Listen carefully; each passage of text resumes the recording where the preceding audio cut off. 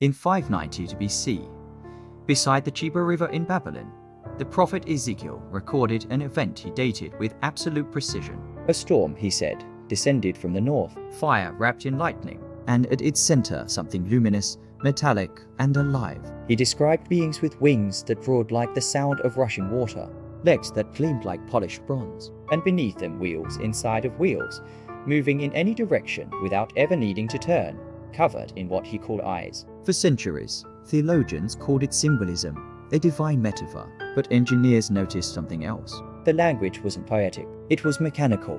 NASA engineer Joseph Blumrich, a man who set out to debunk ancient astronaut theories, found himself doing the opposite. He concluded that Ezekiel was describing a structured craft, complete with directional propulsion and landing components. So the question remains, etched into the ancient text itself, was Ezekiel seeing a vision? Or was he recording something that physically arrived? And if a report written 2,600 years ago already sounds disturbingly modern, then you want to stay here. Subscribe, because what happened next wasn't witnessed by one man, but by entire communities. In early medieval Ireland, monks calmly recorded something that should have been impossible. Ships with their crews were seen in the air.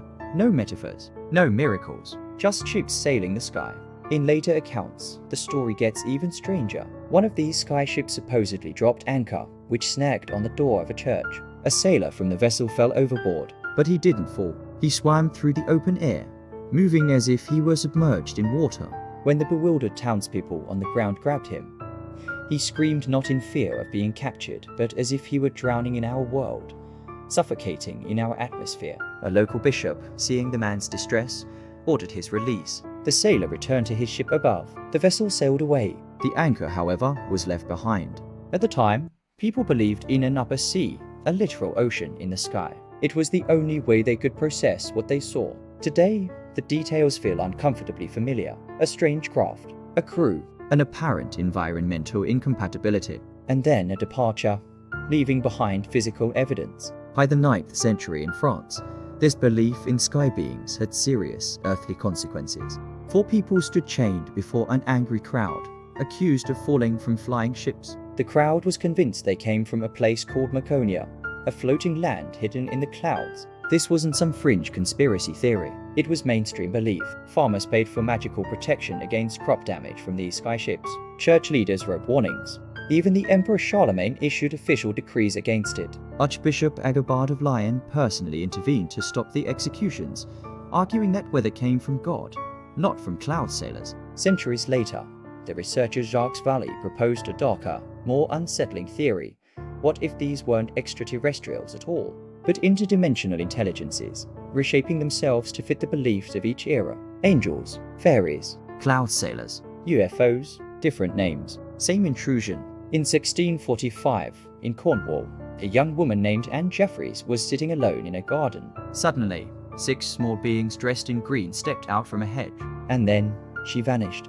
When she returned, she spoke of radiant worlds and encounters with singing entities. At the time, they were called fairies. But if you look at her experience through a modern lens, it mirrors abduction cases almost perfectly. There was sudden paralysis, transportation to another place, encounters with glowing humanoid figures, and a significant period of lost time, and return changed.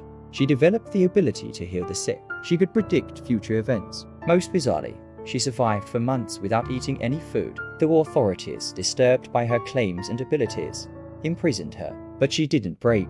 Doctors later tried to explain it all away as epilepsy. But epilepsy doesn't heal injuries. It doesn't predict visitors. And it certainly doesn't sustain life without nourishment. And lived into old age and refused to ever speak of them again. In Renaissance Italy, in the year 1491, the brilliant scholar and physician Girolamo Cardano recorded an event that he himself could never explain. 7 beings stepped out of the air and materialized in his study. They wore shimmering, almost transparent garments. They claimed to have lifespans of centuries. And they spoke of strict laws that forbade them from freely sharing their advanced knowledge with humans. They insisted they were not angels. They were not demons. They were, in their own words, men made of air.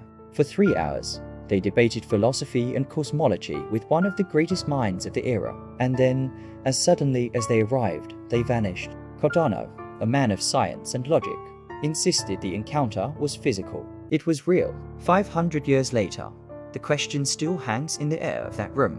What exactly entered his study that day? Across continents, across centuries, across every belief system humanity has ever created. The explanations change. The encounters do not. Something descends. Contact is brief. Understanding fails. And humanity is left with records not myths but testimony. Eyewitness accounts that read less like folklore and more like field reports. Were these visitors from other worlds? Intelligences from other dimensions? Or something that has always existed here, right alongside us, just beyond the veil of our perception? Or perhaps the most disturbing possibility of all, they were never visitors. They were observers.